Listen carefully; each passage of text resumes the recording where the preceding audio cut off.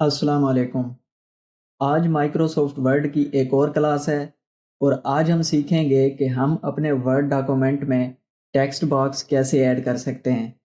तो आइए शुरू करते हैं। यहाँ पे देखें मैंने डॉक्यूमेंट लिया हुआ है और अब अगर मैं चाहूँ कि मैं यहाँ पे इस जगह अपना टेक्स्ट बॉक्स ऐड करूँ तो कैसे करूँगा? सिंपली मैं ऊपर इंसर्ट के टैब में जाऊँगा।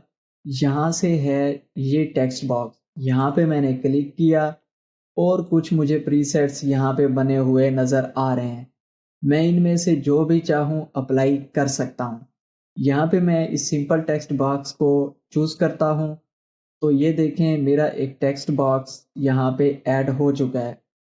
अब मैं अगर इसको कहीं भी मूव करना चाहूँ तो यहाँ पे मैं अपने पॉइंटर को ले जाऊँगा। ये देखें ये जो 4 एरोज़ बने हुए आ रहे हैं, यहीं पे मैं इसे लेफ्ट क्लिक एंड होल्ड करूँगा और ड्रैग करूँगा। और जहाँ भी मैं अपने टेक्स्ट बॉक्स को लेकर जाना चाहता हूँ, इसे मैं वहाँ ले जा कर के छोड़ दूँगा। यहाँ पे देखें यहाँ पे मैंने इसे ऐड कर लिया है। नाउ एक तो ये तरीका था कि हम टेक्स्ट बॉक्स ऐड करें। दूसरा तरीका ये है कि हम फिर यहाँ पे जाएँ इंसर्ट में, यहाँ पे टेक्स्ट बॉक्स पे क्लिक करें और यहाँ है ड्रॉ टेक्स्ट बॉक्स। यहाँ पे हम क्लिक करें तो ये हमारा प्लस का निशान बना हुआ आ गया है। अब हम इसको जिस साइज़ का मर्ज़ी यहाँ से ड्रा करना चाहें कर सकते हैं। यहाँ पे देखें मैंने ये दूसरा टेक्स्ट बॉक्स ड्रा कर दिया। एक ये तरीका हो गया और एक वो तरीका। ठीक है, मैंने इसको कर दिया अनडू। इसको मैं ये जो सर्कल से बने हुए हैं यहाँ से मैं इसको रीसाइज़ भी कर सकता हूँ। देखिए मैं जैसे भी इसको uh, left click hold and drag कर रहा हूँ तो ये रीसाइज़ हो रहा है। तो आप इस तरह इसको रीसाइज़ भी कर सकते हैं। यहाँ से ये जो एक गोल सा एरो बना हुआ आ रहा है, यहाँ पे आप अपने पॉइंटर को ले जाएँगे तो ये कुछ इस तरह बन जाएगा। यहाँ से आप इसको रोटेट भी कर सकते हैं। ठीक है, मैं इसको अनडू करता हूँ। अब सवाल ये पैदा होता है कि हमें टेक्स्ट बॉक्स ऐड करने की ज़रूरत ही क्यों पेश आती है? हम एक स्पेसिफिक टेक्स्ट की तरफ अटेंशन ड्रा कराना चाह रहे हैं, यानी जो कोई पढ़ने वाला आए तो वो इस स्पेसिफिक टेक्स्ट की तरफ मुतवज्जे हो। तो हम उस स्पेसिफिक टेक्स्ट को टेक्स्ट बॉक्स में ऐड करके उसको एक यूनिक डिज़ाइनिंग दे देंगे जो कि अट्रैक्टिव होगी, जिससे वो पढ़ने वाला उस टेक्स्ट बॉक्स की तरफ मुतवज्जे होगा।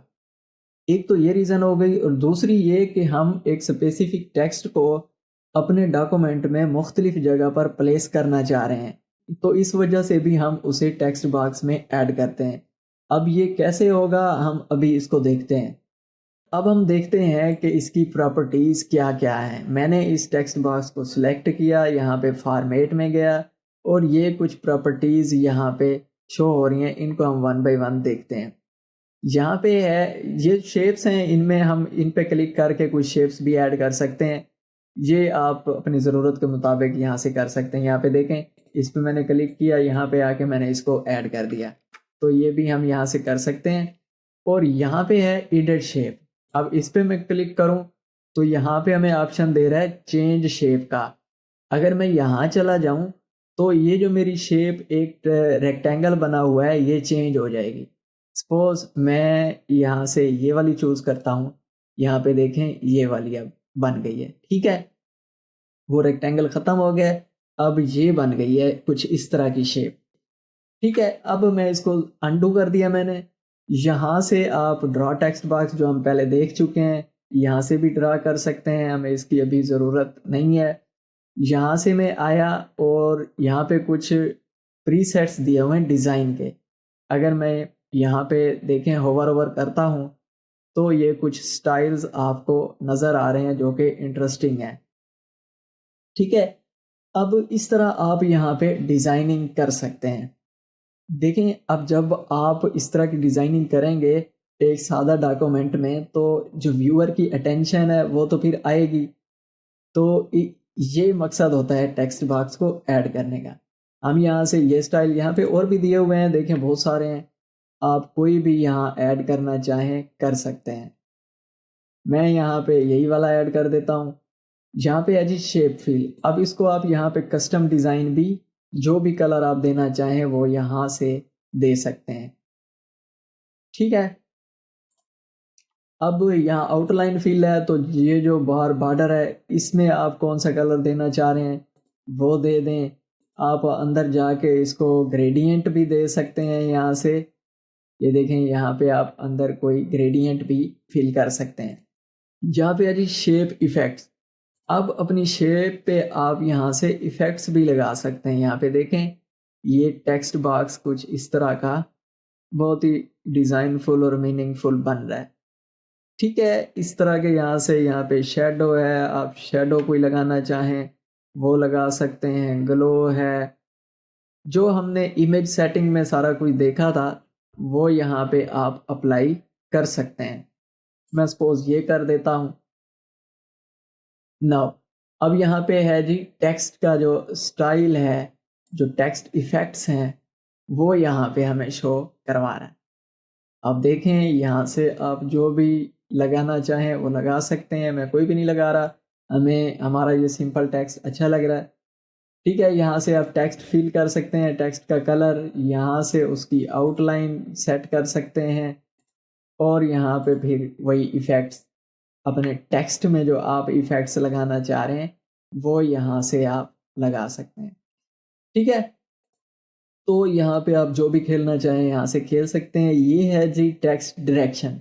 अब इसकी डायरेक्शन कैसे सेट करनी है, आप देखें, आपको बाज़ दफ़ा ज़रूरत पड़ जाती है, आप टेक्स्ट की डायरेक्शन को चेंज करना चाह रहे होते हैं, तो आप यहाँ पे जाएं, यहाँ से रोटेट 90 डिग्री करेंगे तो ये इधर हो जाएगा, फिर दोबारा जाके फिर करेंगे तो ये इधर हो जाएगा। देखें, अब ये चेंज होता जा रहा है। तो इसी तरह आप इसको चेंज कर सकते हैं। यहाँ पे कुछ ऑप्शन दिए हुए हैं, आप सिंपली यहाँ से जाके भी सिलेक्ट कर सकते हैं। जैसे भी आप ओके करेंगे तो ये टेक्स्ट डायरेक्शन उस साइड पे हो जाएगी। हम यहाँ पे हॉरिजॉन्टल ही रख रहे हैं। ठीक हो गया। अब यहाँ पे अलाइन टेक्स्ट, अब इसको आपने टॉप पे रखना है टेक्स्ट को, या मिडल में रखना है, या आपने बॉटम पे रखना है। जो आप सिलेक्ट करेंगे वो आपकी सिलेक्शन वहाँ पे हो जाएगी। ठीक है, अब यहाँ पे क्रिएट लिंक, ये ऑप्शन भी इंटरेस्टिंग है। अब मैं अगर यहाँ पे एक और ऐड कर दूं टेक्स्ट बॉक्स, ठीक है, इसको मैं थोड़ा, बल्कि चलें अभी इसको यहीं पे इतना ही रहने देते हैं। यहाँ पे हम एक और टेक्स्ट ऐड करते हैं। अब हम कर लेते हैं ड्रा। ठीक है, मैं इंसर्ट के टैब में गया, यहाँ पे है जी ड्रा टेक्स्ट बॉक्स, और यहाँ से मैंने इसको कर दिया, या सपोज मैं इसको नीचे ऐड करता हूँ। यहाँ पे इंसर्ट, यहाँ यहीं से कर लेते हैं ड्रा टेक्स्ट बॉक्स। यहाँ पे मैंने इसको किया और ये कुछ इस तरह मैंने चूज कर लिया। ठीक है, अब मैं इस वाले को सिलेक्ट करता हूँ। ठीक है, ऊपर गया, मैंने किया क्रिएट लिंक, तो ये कुछ इस तरह का साइन बन के आ गया। देखें, एक कप सा बना हुआ आ गया। मैंने इसको इसके साथ कर दिया। अब मैं जैसे ही इसको क्लिक करूंगा नीचे वाले टेक्स्ट बॉक्स को, तो ये मेरा टेक्स्ट बॉक्स इसके साथ लिंक हो गया। अब मैं अगर इसको छोटा करूं, देखें तो मेरा टेक्स्ट जो है वो अब दूसरे वाले में ऑटोमेटिकली शिफ्ट हो रहा है। ठीक है, इसका साइज मैं बड़ा कर देता हूं।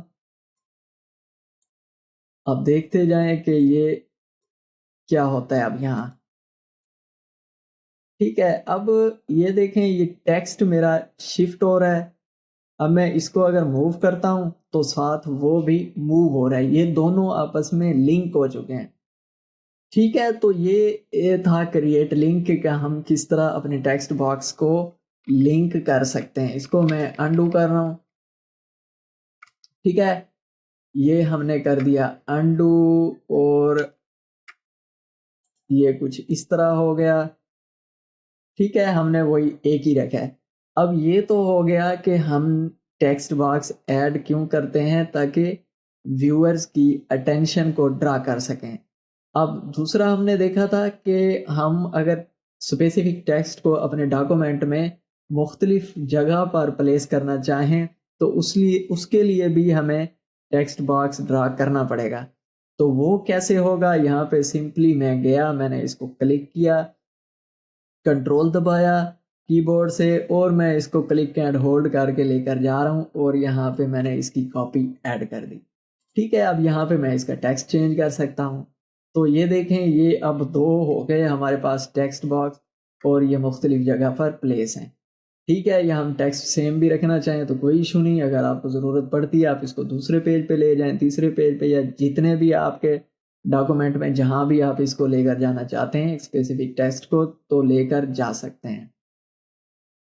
अब आगे है जी इसकी पोजीशन। मैंने इसको फिर से सिलेक्ट किया। अब पोजीशन है तो आप यहाँ से इसकी पोजीशन भी सेट कर सकते हैं। मैं आपको यहाँ से ज़ूम आउट करके दिखाता हूँ। यहाँ पे देखें, ये ऊपर आ गया, यहाँ आ गया, यहाँ जहाँ भी आप इसको रखना चाहें आप पेज के उसके स्टाइल के मुताबिक रख सकते हैं, जहाँ भी आपको इसकी ज़रूरत हो। ठीक हो गया। यहाँ पे है जी रैप टेक्स्ट। अब टेक्स्ट वही जो इमेज वाला ऑप्शन था कि हमने टेक्स्ट को कहाँ इमेज की साइडों पे रखना है, बैक पे रखना है, फ्रंट पे रखना है, ये सारा कुछ वही है। ठीक हो गया। यहाँ पे फिर वही ब्रिंग फॉरवर्ड और बैकवर्ड 2 टेक्स्ट हैं, जिस तरह इमेज में हमने देखा था। अब ये 2 हैं टेक्स्ट बॉक्सेस। अब मैंने इसको सिलेक्ट किया है तो मैं इसको सेंड बैकवर्ड कर देता हूँ। तो यहाँ पे ये चला जाएगा बैक पे और ये दूसरा आ गया ऊपर। ठीक है, इसका ये मकसद है। इसको मैं फिर वहीं ले जाता हूँ और ये सिलेक्शन पेन है, यहाँ से आप जाके टेक्स्ट बॉक्सेस को उनकी विजिबिलिटी को ऑन या ऑफ कर सकते हैं। यहाँ पे देखें, मैंने इसको ऑफ कर दिया है तो वो गायब हो गए। अब ऑन कर दिया तो ये आ गया। यहाँ से इसको गायब कर दिया तो ये इस तरह आप इसको यहाँ पे आप हाई डाल भी कर सकते हैं जितने भी दिए हुए हैं। तो इसका कोई शो ऑल दोबारा से शो हो गए। ठीक है, तो याद रखें आपको इस सेटिंग में जाने के लिए टेक्स्ट बॉक्स का सिलेक्ट होना ज़रूरी है। यहाँ पे देखें ऊपर फॉर्मेट गायब हो गया। मैंने जैसे ही इसको सिलेक्ट किया तो फॉर्मेट आ गया। यहाँ पे मैंने क्लिक किया तो ये सारी सेटिंग आ चुकी है। यहाँ पे अलाइनमेंट है, ये भी आप देख सकते हैं। यहाँ पे ऊपर वही जो हमने पहले वहाँ देखी है, इसी तरह की ये अलाइनमेंट दी हुई है। यहाँ से आप रोटेट भी कर सकते हैं जो हम पहले देख चुके हैं, और इसकी हाइट और विड्थ यहाँ से सेट कर सकते हैं जैसा कि हमने यहाँ से सेट की थी। तो ये था हमारा कुछ लेक्चर टेक्स्ट बॉक्स से रिलेटेड। आई होप कि आपको ये अच्छे से समझ में आ गया होगा। अगर वीडियो इन्फॉर्मेटिव लगी है तो इसको लाइक करें और चैनल को अभी तक सब्सक्राइब नहीं किया तो इसको सब्सक्राइब करें। Thank you.